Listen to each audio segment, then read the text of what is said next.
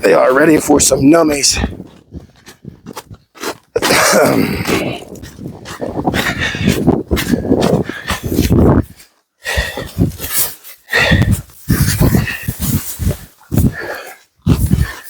Mercy.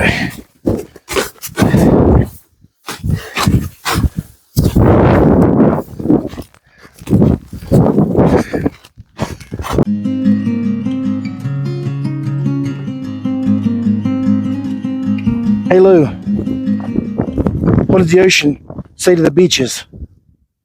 Nothing. It just waved. Well, last time I talked to you about a winter storm. We didn't get much. Then another time we got a little skiff, 4 or 5 inches. I don't know what we're going to get today. They're saying we're in that 6 to 10 range here where I live. Right now, it's raining, icy. We did get a little blast of snow, and maybe it's going to change over here in a little bit, but maybe it'll stay too warm and we'll just get all that ice. But anyway, we got some weather pushing through right now. Me and Lulu, we got some chores to do. There, Porchy. Come here, Porchy. There, Porchy. You're too close. You're too close. There you are. Okay.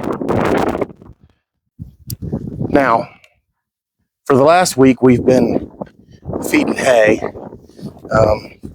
We've been grazing up in those fields. You can still see some of the fence posts, but because of the holidays and because we travel, Melissa and I were out of town and Madison was busy with some things, we decided it'd be best to just keep the girls penned up and feed them hay during these times when we were busy or we just couldn't get to them the way we wanted to. So now we're getting some weather. Now, is the weather going to set in for the rest of the winter? I don't know. I mean, that's still, it's crusty today because of the ice and things. But you just, wonder, is it gonna thaw out again? Can we get up into that field? There's still some grazing to be had up there. And yeah, the cows could probably dig through it. The problem is we terminated our fence right there where that lawnmower sets, and it drifts right there. So we'd have to come up with a different plan to where it didn't drift our fence under. But maybe it'll thaw out some. Maybe it'll come back to where we can get to the ground a little better than right now today, and get these girls back out on some grazing. But for our setup and for right now, we are feeding some hay. This is one of the stockpiles we have. We have hay in our buildings out there stationed around, but this is what we're using up first, and maybe we'll open up a spot to where they can come inside if they need to. I hate to make this a muddy mess in here. I may open up that building there and give them some shelter, but it gets a little sloppy, so it's kind of a decision. Do you let them in to get them out of the weather when they don't really ask you for it and they don't really need it? Probably helps them out. Probably helps conserve some energy if they're not trying to stay so warm with all that ice and rain. I mean, look at them. They look miserable right now. I know they're not. Snow's not melting off of them, but you got icicles hanging all over them. But they'll be fed. They look well. They're ready for me to give them some hay. We'll see what the weather does. See if we can get up there and do any more grazing. I'm not sure if you can hear the sleet hitting the side of the hoop barn or not, but it's sleeting, raining. It's not terrible. I've seen much worse, but it's pretty slick also. The fence is turned off, by the way.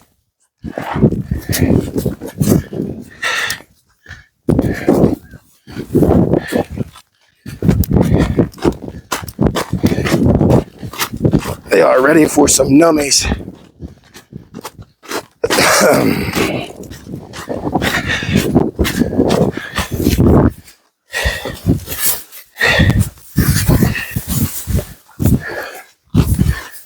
mercy.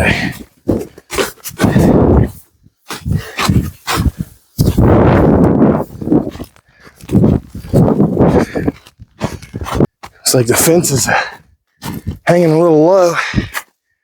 And I try to scatter this hay around this field because I didn't want to have a sacrifice area, but we have one scattered around to get things, nutrients from the poop and the pee and the hay. Because they don't waste much like this. At least scattered around some. And I don't know if I need to step them up a bale or not. Been giving them 4 bales, which if we figure 40 pounds a bale, it's 160 pounds. It's giving them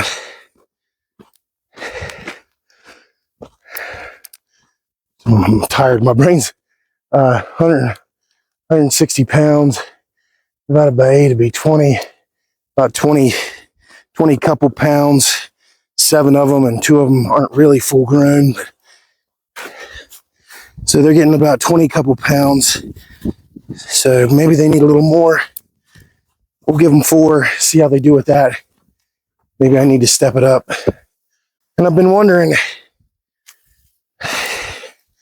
with all this sickness that's been going around, and I don't know if mine is because we have new babies in the family, or it's whatever this nastiness that everybody else is getting, but I never get long-term sick. And I realize I've put another year on, so I'm not trying to make any bold proclamations, but I put another year on, but I've been sickish. I think I'm over the sick, but my voice hasn't recovered 100% yet. And I just wonder if, did I permanently damage my voice, or is it going to come back? I feel pretty good as far as I'm not hacking up stuff, and I don't have a lot of feel sick in me. Well, a few months ago, you saw that the chickens all get killed in this building. Well, you didn't see that, but you heard that all the chickens got killed in this building. And I'm going to totally redo this building. I'm going to dig it all out and get rid of the old floor that I built in here that's rotted away. Build a nice, secure floor and make it bulletproof for when they go to roost at night. And then we can turn them loose outside the rest of the time. And I need a new boiler drain or faucet spigot deal there. You can see it's leaking, doesn't have a handle. Cows or something broke it over time, but water's the biggest thing right now. I was thinking about getting one of those freeze misers, or that thing that Russ Wilson has, that you let the water just kind of run all the time. But then I got to figure out a nice place to get rid of the water. And I've got neighbors down below that might not think too kindly of me making their yard a swamp, because it doesn't really have a drain anywhere down below me. So that's a little bit of a problem. So I'm not sure if leaving the water run all the time is a good solution. So I'll show you what we got going on. Unfortunately, we have electric all around this property. And don't worry, it's been this way for years. It needs to be lifted up. We got electric close enough that we can run electric to the pens, and we've got the ability to put a heater in there.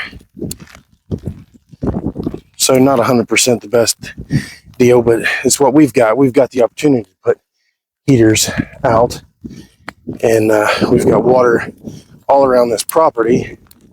There used to be an ostrich farm. We've redid these pens. These pens used to be half as small, but it used to be an ostrich farm 20 couple years ago. That's it makes it easier to water and do things like that, because we have access to all the water right out of the well down at the house. It's ran all through the place. We have frost proofs out in the fields, and watering all these building locations, and hopefully that heater will work and keep us thawed out. I did forget to mention that pretty green hose that Missy. What's up, Porchy? You trying to get some love? Porchy? There you go, baby. There you go. But I did forget to mention that pretty green hose that Missy bought us. Now, that hose ain't worth nothing on a normal day. But for us, when we're out here watering in these spot locations, we can drag this hose around with us. It's easy to drain. It wraps up pretty nice. We got a little bucket container we put it in. It makes for a real nice hose to be able to take back inside and keep warm so the water doesn't freeze in it. We don't have to worry about draining all the hoses. So that she got it for $1, I think, at an auction site. It's one of those, it doesn't really shrink, but it's soft. It's not a hard hose that freezes hard, but it's nice. It's nice for, we have water every couple hundred feet here. So we can easily get the water wherever we need it. Take this hose, just kind of drag it behind us, let it drain out. As we're putting it back in the bucket, we kind of, let it drain to the ground. So good hose for us. Now today is January the 6th. It is Old Christmas. And I'm not going to go through all the details. We can look that up another time, or you can look it up yourself if you want. But when they changed the calendar to the current calendar that we have, the date of Christmas moved from what is January the 6th today to December the 25th. So that's Old Christmas. And then that's the 12 days of Christmas. So you sing the song on the first day of Christmas, my true love brought me. That's the 12 days of Christmas. Our family has been in the habit of observing Old Christmas. Now, there isn't some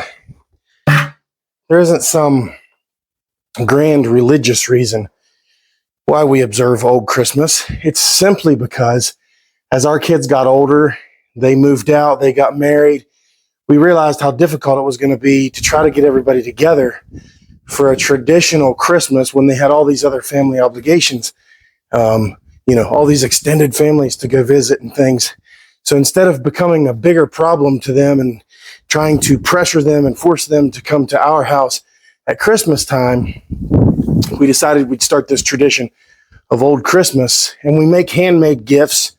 We draw names and everybody gets a name, and we make handmade gifts for all the people. And it's not about the quality. It's just about putting your heart into it, thinking about the other person, and we have a good time doing that. Traditionally, our meal has been shrimp scampi. I think she's going to make a ham too that one of the ladies from the church had given us.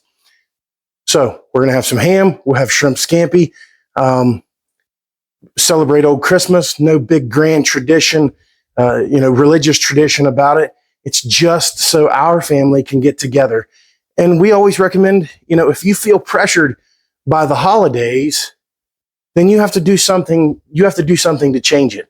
And I know that period between Thanksgiving and Christmas can be a lot of trouble for people. There's a lot of depression. It's really nice to get together. But if we just have, 15 different places to be every weekend, every weekend of the month of December, there's a different gathering. Well, then we need to, maybe relieve some of the pressure. And if I want to enjoy time with my children, if I want to enjoy time with my wife and now my grandchildren and my sons-in-laws, I've got to make an opportunity for them to come to me without creating a bunch of pressure. Now, interestingly, you can see the snow behind me. The weather is changing a bit. We're going to get some snow. Maybe it'll be too much to drag everybody out for church tomorrow. Maybe it'll be too much to have Old Christmas dinner. I hope not. Maybe they'll have it cleared up by then, but we'll see. But we've got the plan, and that's what we do, just so that we can be together. You talk about community. Our first community is our family, and trying to be with them, and then we expand that community outside of that, and try to spend enjoyable time with other people, where it's not pressured and overdone. That's my opinion. Oh, number 9, she's about it today. She heard me rattle the bags and she said, Daddy,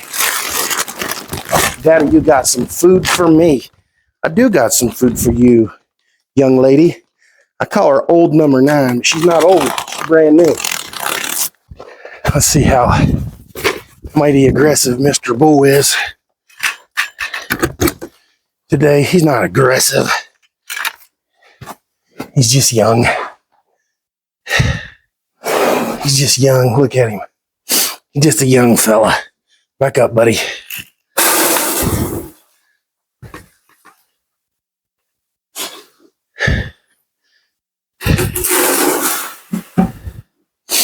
We struggle with the camera when we're doing that, but he's just a young fella.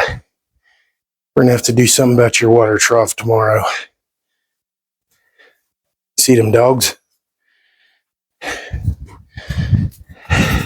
I'm reminded this week, as I started the year off in a jubilant mood, I was doing really good with my mood, and I came back from a little trip and was probably tired and a little overwhelmed.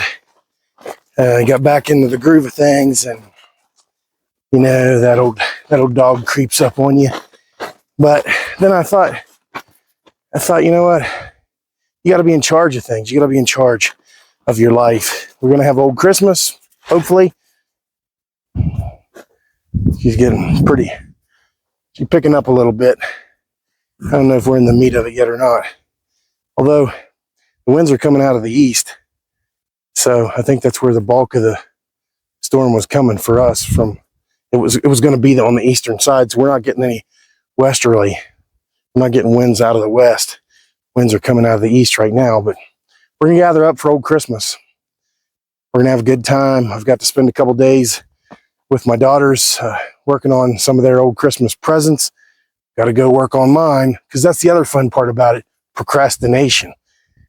We procrastinate till the last minute, and then everybody's scrambling to do the project of whatever they're going to do. It's a good time. Got to be in charge of my attitude.